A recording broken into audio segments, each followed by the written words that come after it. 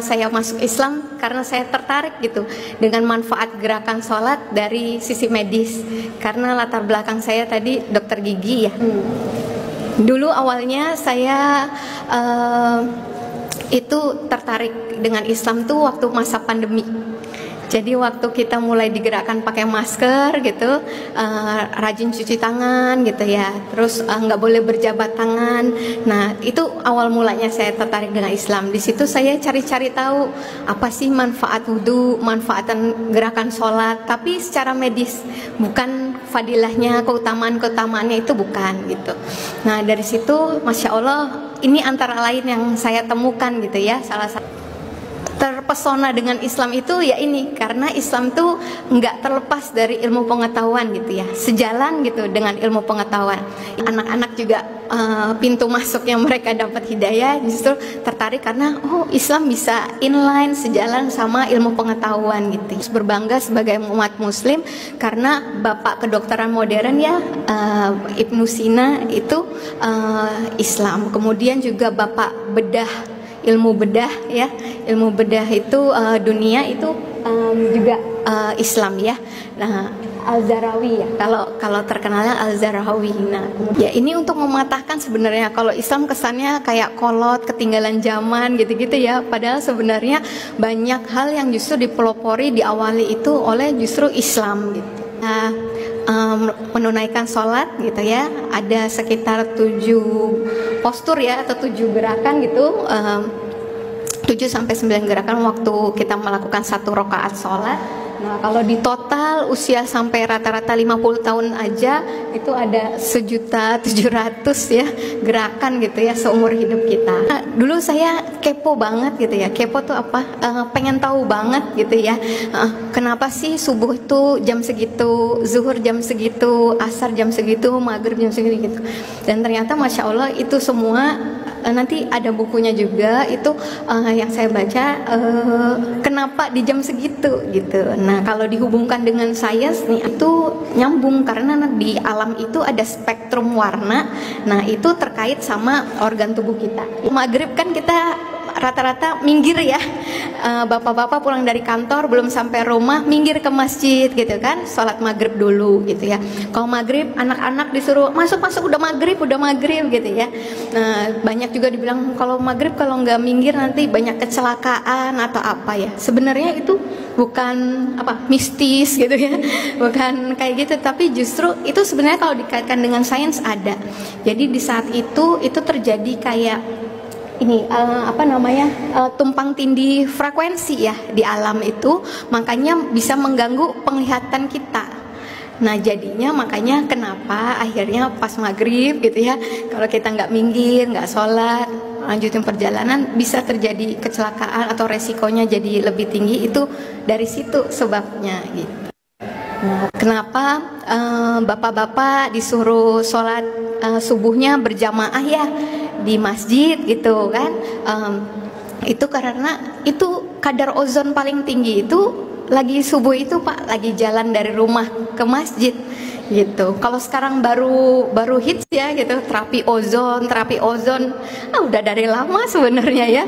Rasulullah nyuruh kita sholat subuhnya bapak-bapak terutama di masjid itu supaya bapak-bapak dapat kadar ozon paling tinggi Pak, paling bagus di jam-jam segitu. Jadi kalau tahu keutamaannya sholat subuh berjamaah di masjid itu luar biasa, ada bonusnya lagi untuk kesehatan jasmani kita gitu ya. Ya. Selanjutnya, kenapa sholat duha itu dikasih keutamaan di sekitar jam 9, jam 10 gitu ya? Karena ternyata di penelitiannya hormon stres paling tinggi Bu, namanya hormon kortisol, itu paling tinggi di jam-jam segitu gitu. Jadi ketika kita menunaikan sholat duha, insya Allah hormon stresnya itu menurun. Nah ini sebelum masuk sholatnya kan kita disuruh untuk menyempurnakan wudhu ya gitu, menyempurnakan wudhu. Dan ternyata masya Allah di wudhu ini itu waktu kita wudhu dengan sempurna itu ada sekitar 493 titik akupunktur yang terangsang ya di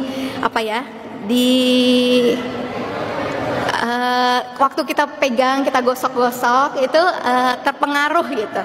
Itu ada 490 titik akupunktur. Ada yang contohnya di wajah kita itu ada 84 titik. Kemudian tadi sebelumnya sedikit ya, di tangan 95 titik, di kepala 64 titik, di telinga 125 titik, di kaki ada 125 titik juga. Jadi Masya Allah ya, kalau bisa diusahakan untuk berwudu dengan sempurna. Ya, itu kita berkumur-kumur waktu wudu. Nah, itu otomatis bisa membersihkan gigi dan mulut kita. Nggak cuman waktu sikat gigi berarti ya. Ya, selanjutnya. Nah, ini kalau ada yang nggak pernah olahraga tapi menjaga sholatnya 5 waktu yang wajib dan yang sunnah, insya Allah kalorinya tetap terbakar ya. Dibilang kalau melakukan gerakan sholat itu 80 kalori.